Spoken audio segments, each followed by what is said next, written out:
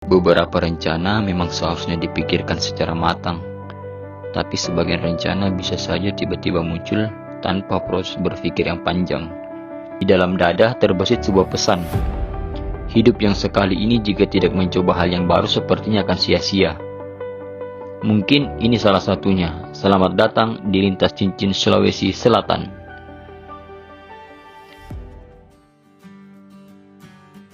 Pendakian kali ini tidak pernah ada di dalam wishlist.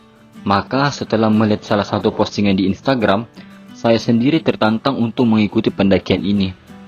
Di telinga beberapa pendaki, mungkin sudah tidak asing lagi dengan Lintas Cincin Sulawesi Selatan, yaitu pendakian yang membutuhkan fisik dan mental yang kuat. Di tanggal yang sudah ditentukan, yaitu 30 Juni, pendakian Lintas Cincin akan dimulai. Sehari sebelum keberangkatan, teman-teman yang sudah tiba terlebih dahulu di Makassar atau yang tinggal di Makassar menyiapkan logistik selama pendakian. Berhubung ini pendakian serpos, maka barang-barang yang sudah disiapkan dibagi ke semua rekan-rekan yang ada di dalam tim. Kami memulai perjalanan ke basecamp Bulubaria di malam hari, dengan harapan esok pagi bisa memulai trekking secepat mungkin. Tapi manusia tetaplah manusia, ada kesalahan yang disengaja dan ada pula yang tidak disengaja. Saya harap tidur kebablasan adalah kesalahan yang tidak disengaja.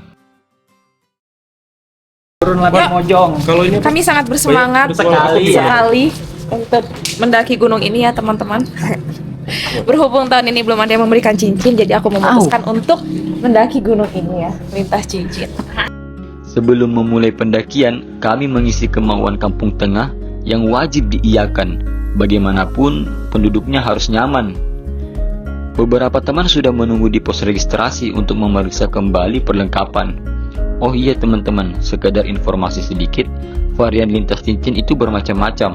Ada yang 7 hari 6 malam, 6 hari 5 malam, ada yang 3 hari 2 malam, bahkan ada yang 1 hari 1 malam.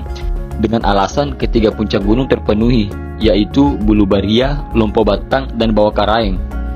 Demi efisiensi waktu, maka menggunakan jasa ojek gunung merupakan salah satu solusinya. Tanpa waktu yang lama, kami menggunakan ojek hingga di pintu rimba.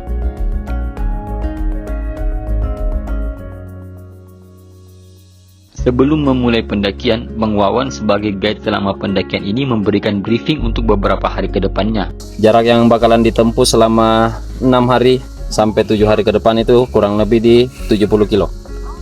Dengan elevasi gain itu di 3500 mdpl. Jadi kalau bisa hari pertama jangan terlalu dipaksakan, tetap santai, nikmati temponya biar hari-hari selanjutnya itu badan tidak terlalu kelelahan. Hari pertama Lintas Cincin. Dan pada jam 11 kurang 6 menit kami memulai trekking ke pos 1 hingga ke pos-pos berikutnya.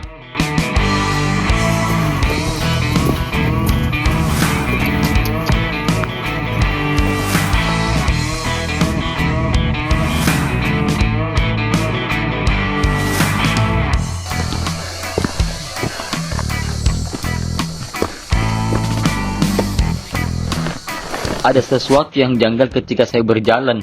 Setiba di pos 2, saya menyadari sepatu yang saya kenakan ternyata outsole bagian depannya sudah mulai terlepas. Aduh, baru saja hari pertama. Ini akibat ketidaktelitian untuk memastikan perlengkapan apakah layak digunakan atau tidak.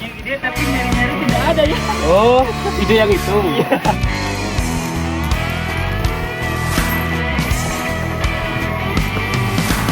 Siratal Mustaqim.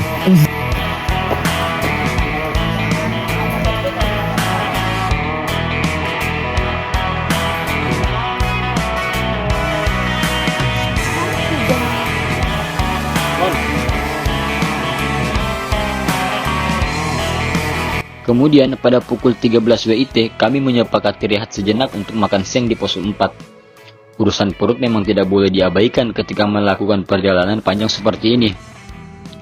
Kami membawa nasi bungkus untuk makan siang yang dibeli di warung tadi pagi, agar lebih efektif, karena akan pasti repot jika mengeluarkan peralatan masak. Dan setelah semua selesai, maka tujuan kami hari ini camp yang ada di pos 8.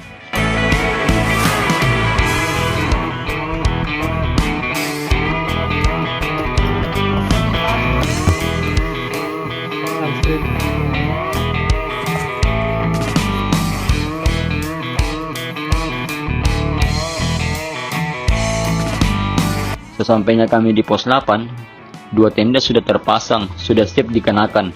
Teman-teman yang jalan terlebih dahulu tidak mau repot untuk menunggu kami yang di belakang untuk membantu mendirikan tenda. Maka kami membagi tugas masing-masing. Saya dan 2 teman lainnya pergi untuk mengambil air, dan yang lainnya menyiapkan peralatan masak untuk makan malam.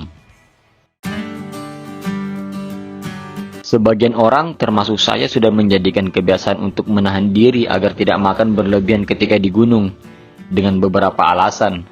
Tapi kebiasaan itu runtuh ketika masakan yang tercipta dari sepasang tangan Bang Wawan menyambar kedua lubang hidung saya. Tanpa menunggu lama, kami menyantap aroma yang sedari tadi membuat kampung tengah meronta-ronta.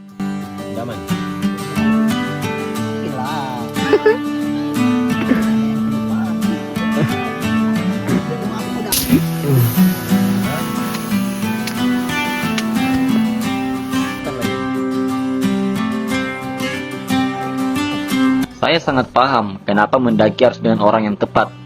Bayangkan saja hari demi hari di dalam hutan, tanpa ada sinyal yang biasanya membuat kita terhibur di hadapan telepon genggam.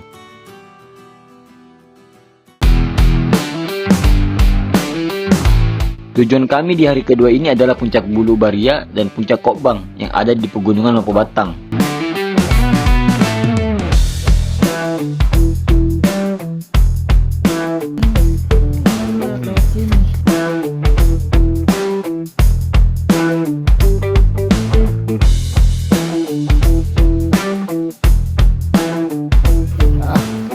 Mengerikan daya memang gak?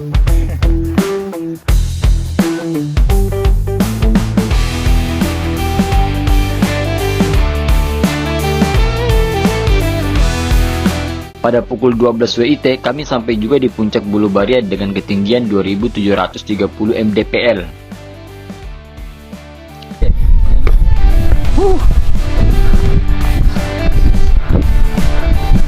Kami menunggu sejenak fenomena yang sangat familiar di Gunung Bulu Baria, yaitu awan terjun. Tapi awan terjun tak kunjung juga datang. Maka setelah bersantai dan mengabadikan beberapa momen, kami pun melanjutkan perjalanan sebab jalur yang akan kami lewati adalah jalur ekspedisi yang terkenal sangat ekstrim.